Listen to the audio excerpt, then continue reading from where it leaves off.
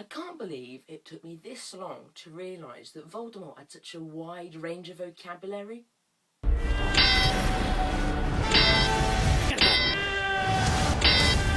Such a wide range, don't you think?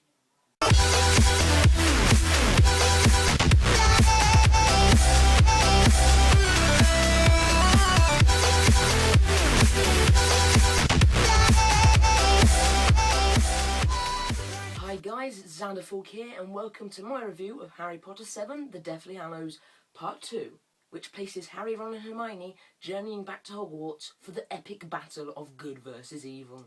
Now, Harry Potter is one of the biggest franchises of all time, spanning now 8 movies. So, does this film deserve the hype? Is it worth watching 7 movies just to watch this film? Yes, I believe it is.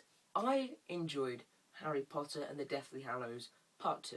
Now, I grew up with Harry Potter as a child, and it's nice to see that the film and the characters and the actors have also grown up as well. The film started out as a kid's fantasy magical adventure into a really dark battle of good versus evil, and it's such a drastic change. If you were to compare the first film to the last film, you would notice it straight away. It's that much of a tone change. Now, I firstly have to say that the acting in this film is great.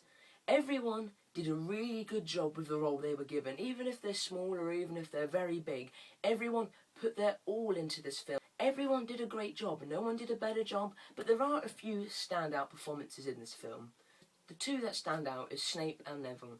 Now, I believe Alan Rickman gave a good job as Snape anyway. He's an excellent cast choice for Snape. He's a miserable bastard, so what do you expect?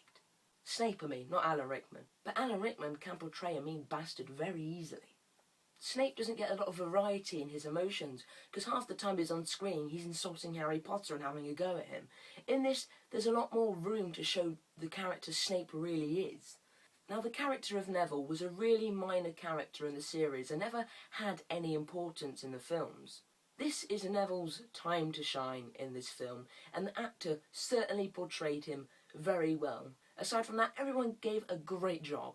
Now, this film had a bigger budget than Part 1. I wonder why. Because of the CGI. The CGI in this film is fantastic. It's not cheap, it doesn't look tacky, it doesn't look fake, of course, because the entire film is the Battle of Hogwarts.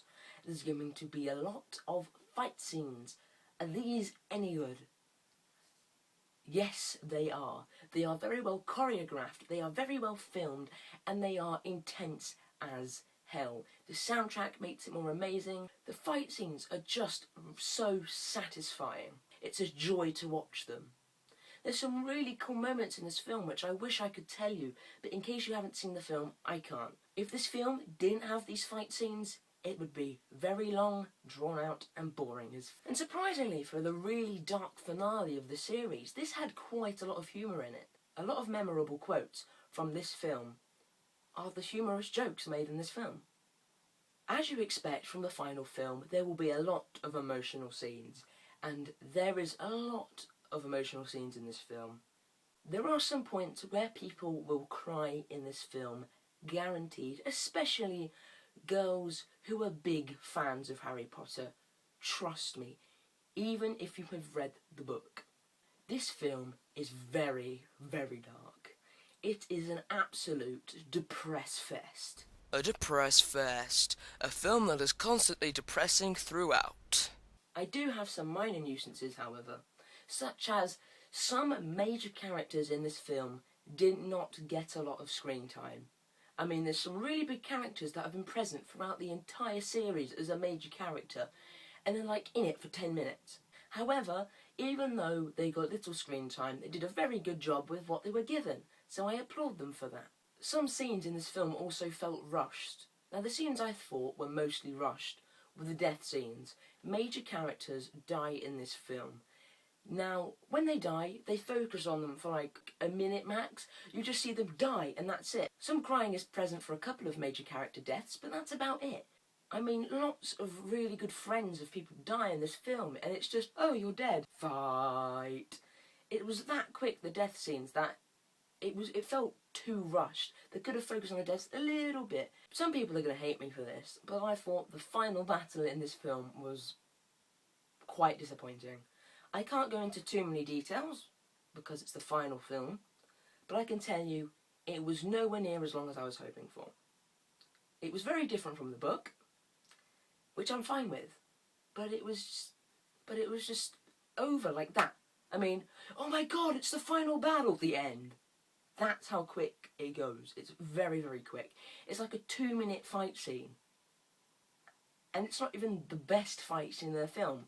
It's a shame, because you'd think everything in this movie would lead up to the final battle, and it's quite disappointing. The final battle scene left me wanting more. However, it was well choreographed and well filmed. None of these minor nuisances made me hate the film whatsoever. It didn't stop me from having a hell of a time watching this film.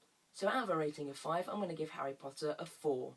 1 star away from the minor nuisances, and for the fact that I didn't have the best cinema experience of all time, so I can't judge it properly. If I feel that it needs to be judged again, I'll review it when it comes out on Blu-ray, because half the time I've gone to the cinema to watch Harry Potter, not enjoyed it, got it on Blu-ray and absolutely loved the film. That's happened every time I've watched a Harry Potter film. And before you go, if you're wondering what I think about the 3D, I did not watch it in 3D, because Crappy plastic glasses, blurry cinema screen, crappy converted 3D, and murky sunglass vision. Thank you guys for watching. This has been Xanderfaulk saying goodbye.